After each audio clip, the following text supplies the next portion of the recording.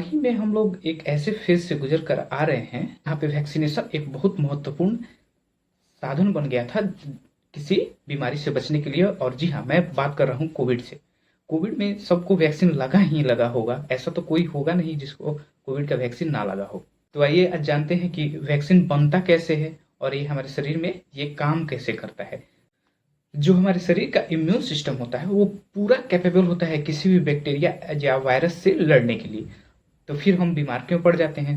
बीमार इसलिए पड़ जाते हैं कि जब तक हमारे शरीर में इम्यून सिस्टम जब तक एंटीबॉडी बनाता है तब तक एंटीजन यानी बैक्टीरिया वायरस या कोई भी एंटीजन बाहर से एंटर किया वो अपना, जब तक ये एंटीबॉडी बनाएगा तब तक वो अपना पूरा फैल जाता है, जिससे हम बीमार पड़ जाते हैं।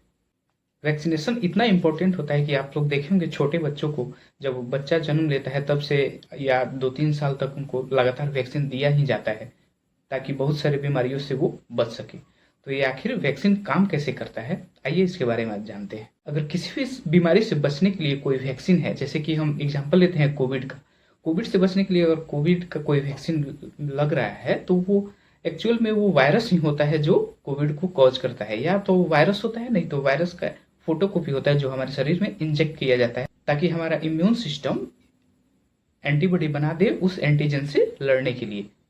वैक्सीन बनाने की प्रक्रिया में सबसे अहम चीज होता है कि वो अगर कोई भी वैक्सीन बना रहे हैं, जैसे कोविड का वैक्सीन बना रहे हैं, तो सबसे पहले कोविड के वायरस को पकड़ते हैं, उसको अच्छे से पीट पाट के उसको मतलब लंगड़ा बना देते हैं ताकि वो ज्यादा इफेक्ट ना कर सके। बस हमारा इम्यून सिस्टम उसको पहचान सके कि हाँ ये एंटीजन है, ये वायरस है और इसे शरीर को बचाना है।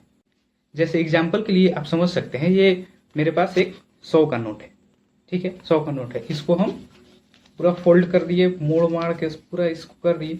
अभी भी देखिए, आप देख पा रहे हैं ये अभी भी एक 100 का नोट ही है, मतलब कोई पैसा नहीं है। देखिए ऐसे ही होता क्या है, जैसे ही वायरस जिसको हम लैब में पूरा उसको लंगड़ा बना करके हमारे शरीर में इंजेक्ट करते हैं तो हमारा शरीर समझ जाता है अच्छा इस तरह का एंटीजन आया है, इसके लिए ये एंटीबॉडी बनाना है।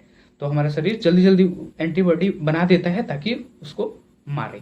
इसलिए हम देखते हैं कई बार कि जैसे ही वैक्सीन पड़ता है तो वो उस बीमारी का कुछ कुछ सिम्टम हमारे अंदर आने लगते हैं। एक्चुअली में वो हमारे इम्यून सिस्टम उस एंटीजन से लड़ने के लिए एंटीबॉडी बना रहा होता है और उसको पहचान करके, उस एंटीजन को पहचान कर, यानी वायरस जो हम उसको मार करके अच्छा से शरीर में इंजेक्ट किए हैं उसको पहचान कर उसके लिए एंटीबॉडी बना दिया। अब जैसे ही वो रियल वाला एंटीजन यानी कि जो असली में वायरस है जो जिसको नहीं मारा गया है, वो पूरा अभी तंदुरुस्त है, वो हमारे शरीर में जैसे ही अंदर आता है तो एंटीबॉडी तो ऑलरेडी बना हुआ है हमारे शरीर में। जैसे कि अब एंटीबॉडी बन गया है तो पूरा एंटीबॉडी तैयार है, जैसे उस टाइप का वायरस आएगा तो हमें क्या करना है, उसको मारना है। तो जैसे उस टाइप का वायरस आया, पूरा एंटीबॉडी एक्टिवेट होकर के उसको इतना मारता है कि वो कैपेबल ही नहीं है हमें इन्फेक्ट करने के लिए। और इस तरह से हमारा शरीर उस पर्टिकुलर एंटीजन से बच जाता है। ये जानकारी आपको कैसी लगी आप कमेंट करके बताइएगा। वीडियो को लाइक कर दीजिएगा और चैनल सब्सक्राइब कर दीजिएगा। धन्यवाद।